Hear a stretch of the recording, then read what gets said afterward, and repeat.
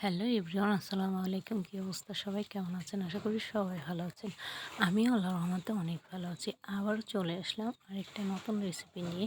আজকে আমি রান্না করব পাখির মাংস। কীভাবে গন্ধবিহীন ছাড়া পাখির মাংস রান্না করা যায় সেটাই আপনাদের সাথে শেয়ার করব।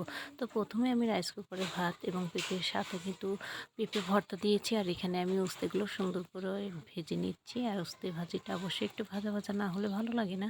তো আমি এটাকে সুন্দর করে ভেজে নিব, আর এদিকে আমি পাখির মাংস রান্না করব। তো পাখির মাংসগুলো সুন্দর করে কেটে কুটে ধুয়ে পরিষ্কার করে নিয়েছি, আর আলুগুলো একটু ছোট ছোট সাইজ করে দিয়েছি আজকে।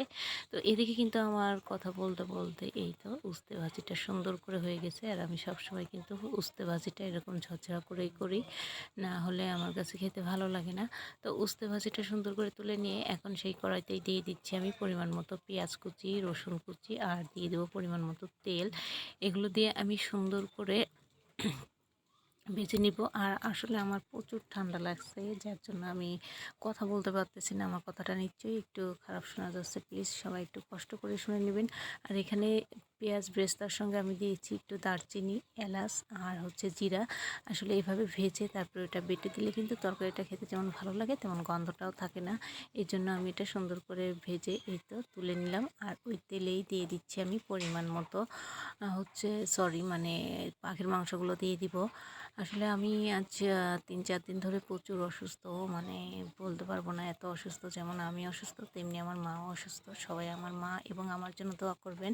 আমি অনেক দিন ধরে কিন্তু ভিডিও আপলোড দিই না। আপনারা যারা নিয়মিত আমার পেজে আছেন, ভিডিও দেখেন, তারা কিন্তু দেখতেছেন আমি কিন্তু আসলে অনেক দিন ধরে ভিডিও আপলোড দিতে পারতেছি না। বলতে আমি কিন্তু ফেসবুক এবং ইউটিউবে মোটেও আসতে পারতেছি না, এত অসুস্থ। যাই হোক, সবাই একটু দোয়া করবেন আমার জন্য। আর এই তো এখন মাংসটাকে সুন্দর করে একটু ভেজে নিয়ে তারপরে দিয়ে দিচ্ছি আদা বাটা, তারপরে পেঁয়াজ এবং রসুন বাটা, তারপরে জিরা বাটা, মরিচের গুঁড়া, লবণ, হলুদ, কাঁচামরিচ, পেঁয়াজ এগুলো দিয়ে সুন্দর করে এখন মাংসটাকে ভালো করে কষিয়ে নিব। ততক্ষণ কষিয়ে নিব যতক্ষণ না আপনার এই মাংস থেকে সুন্দর একটা ভাজা ভাজা ঘ্রাণ আসছে, ততক্ষণ এটাকে যত সুন্দর করে কষিয়ে নেবেন তত কিন্তু খেতে বেশ ভালো লাগবে। এই পাখির মাংসটা কিন্তু কষানোর উপরে নির্ভর করে, যত সুন্দর করে কষাবেন খেতে কিন্তু ততটাই ভালো লাগবে।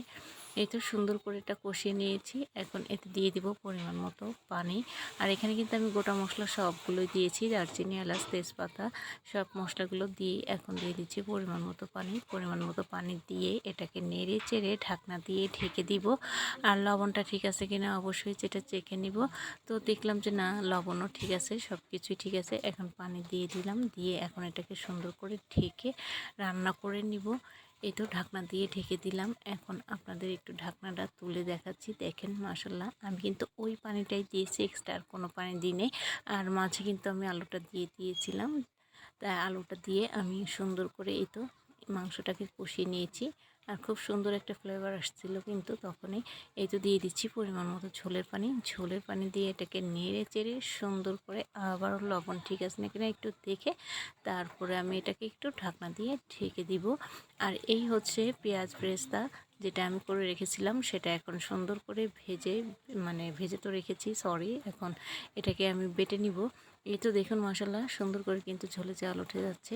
আর কালারটাও কিন্তু অনেক সুন্দর আসছিল, আর খেতে তো মাশাল্লাহ অনেক টেস্ট হয়েছিল। এখন দিয়ে দিচ্ছি পেঁয়াজ ব্রেস্তা যেটা আমি বেটে রেখেছিলাম, সেটা দিয়ে নেড়ে চেড়ে সুন্দর করে একটু ঢাকনা দিয়ে ঢেকে দিব।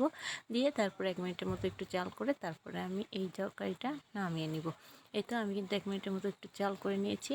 মাশাল্লাহ অনেক সুন্দর হয়েছে কিন্তু আমার রান্নাটা। এই তো নামিয়ে নিলাম। কালারটা দেখুন মাশাল্লাহ, কালারটা যেমন ছিল খেতেও তেমনই ছিল, ঠিক। আজকের মতো বিদায় নিচ্ছি, আল্লাহ হাফেজ।